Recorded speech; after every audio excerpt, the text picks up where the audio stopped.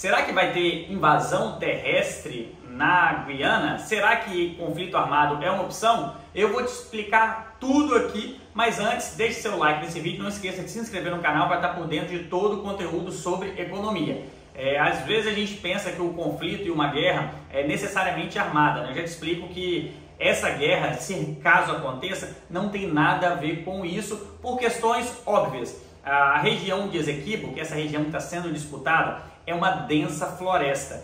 Ali faz parte de um planalto. Esse planalto ele é muito denso em termos de floresta tropical e dificilmente há uma invasão terrestre. E boa parte da população da Guiana está do outro lado do rio Esequibo. Então, por aí, as questões de conflito armado já ficam complicadas pela questão de território. Só que tem um fator que é muito relevante em relação a isso tudo. A população da Guiana é micro. E o seu exército, consequentemente, é micro. Eles não possuem aviões, não possuem helicópteros, não possuem defesas antiaéreas. Então, teoricamente, se a Venezuela quiser realmente invadir o território, era só ela invadir, botar alguns barcos, apesar da marinha venezuelana ser sucateada, mas o poderio militar da Venezuela ele é muito grande. Então ele poderia sim fazer a divisa ali do rio Esequibo, que é a região que está sendo disputada, botar o seu exército ali margeando o rio Esequibo e acabou o conflito. É basicamente isso, invadiu, botou o território, pousou helicóptero,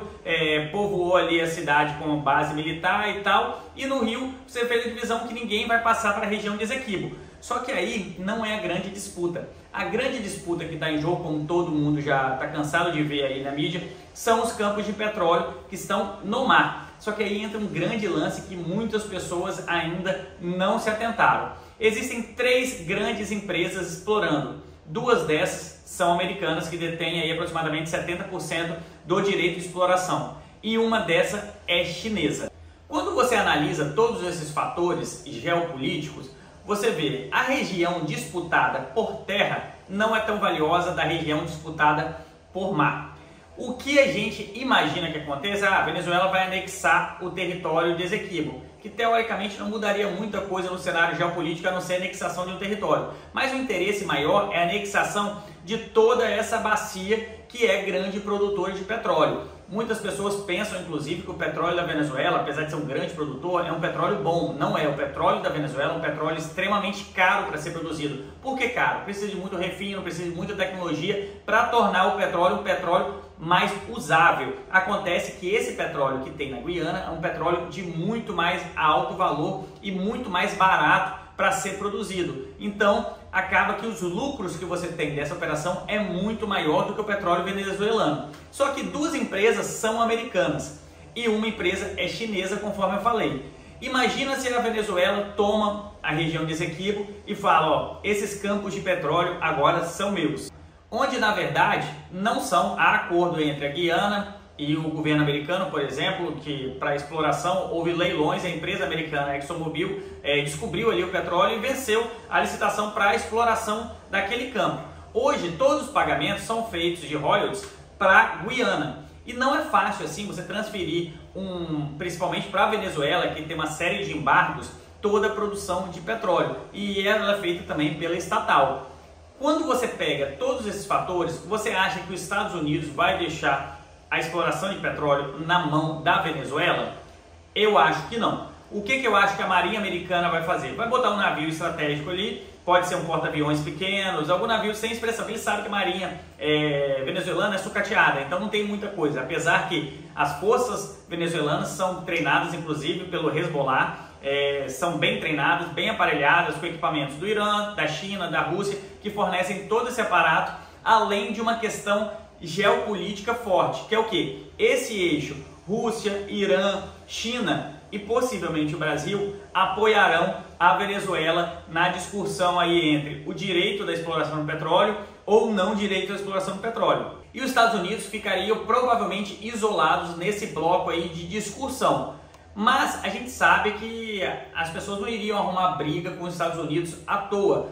Se tem uma empresa americana hoje que já explora a bacia, você acha que a Venezuela vai falar, não, agora é meu, eu vou botar minha estatal lá e vou tirar? Não. Mas a gente sabe que o jogo político vai ser forte em relação a isso. E a guerra não vai ser armada por conta disso.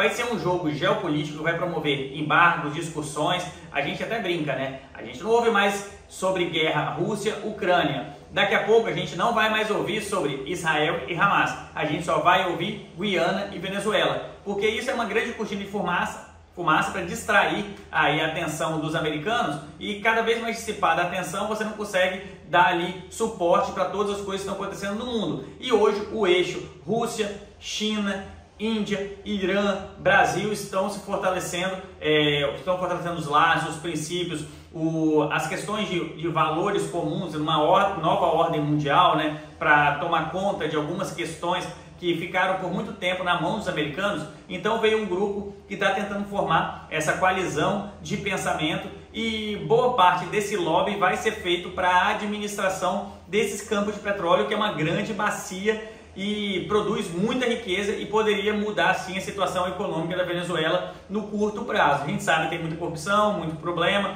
muitas questões aí do governo ditatorial do Nicolás Maduro, mas a gente sabe também que o jogo de interesse é muito maior do que Venezuela e Guiana.